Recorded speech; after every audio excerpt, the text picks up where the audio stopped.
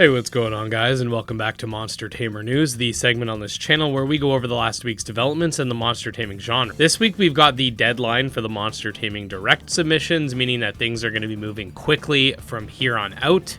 Some new Nexomon 3 information regarding something called Confinement, some new Creature Keeper gameplay and confirmation that it's coming out on Switch, a new Pokemon DLC trailer, and more. So, as per the usual, make sure to sit back, relax, and let's dive in.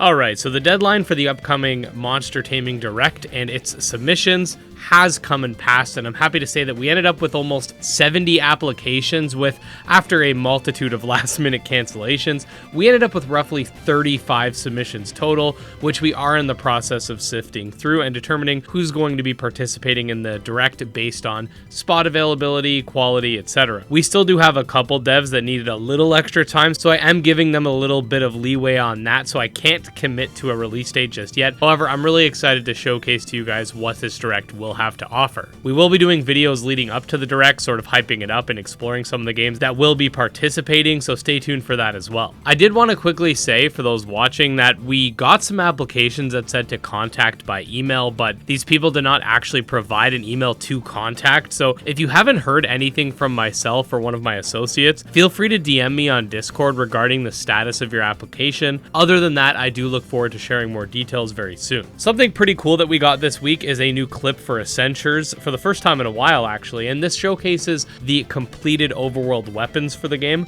Now, if you didn't already know, Essentures is an action combat turn-based hybrid with a sort of Zelda-styled overworld that features its own combat, as well as a feature where you enter turn-based battles utilizing the weapons you have that actually transform into monsters, or maybe the monsters transform into weapons. Either way, I've done some videos on the game in the past that you could definitely check out if you're interested, but all I'm going to say is that I'm very happy to see some new footage for the game, because this one is one that I'm really excited for. Likewise, we got a brand new trailer and Switch announcement for Creature Keeper, another monster taming game featuring action-adventure gameplay, not too dissimilar from something like Zelda as well. The fact that the game is coming to Switch is definitely going to help out with its reachability, and this is another game that I think is going to be a lot of fun. Essentially, how the monster taming plays out is that you can recruit some of the monsters in the game and they'll fight with you as you control the main player character. So it's essentially an AI-based system rather than something that requires direct control of the monsters themselves. Either way, it's another game with quality pixel art and an interesting theme, so I definitely can't wait to see more. Interestingly, we did get some new Nexomon 3 information this week, once again courtesy of Nazir,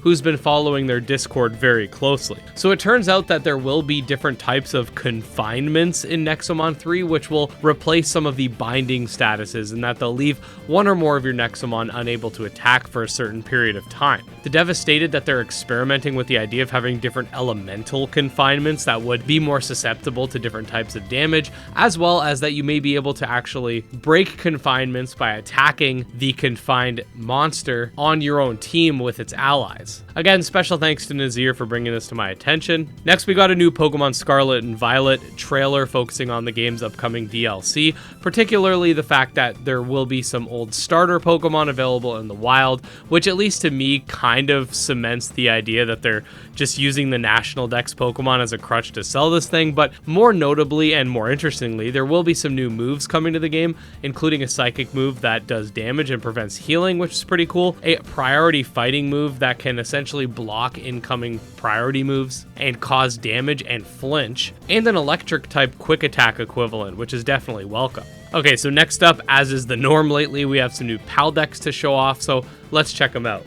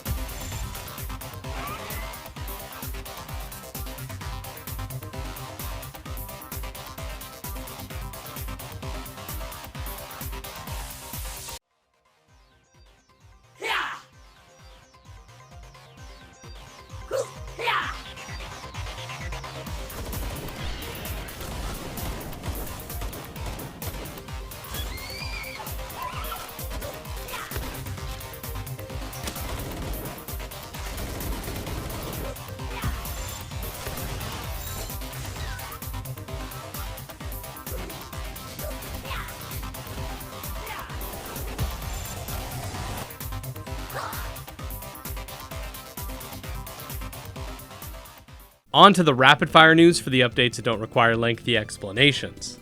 First things first, we got confirmation that these two characters will make an appearance in Dragon Quest Treasures. We got a new clip showcasing some farming for Spirit Tales.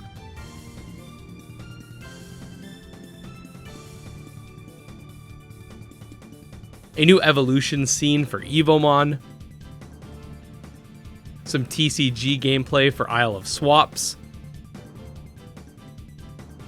A look at fireballs and elements. A short battle clip for Aethermancer. A new monster for Mythcaller.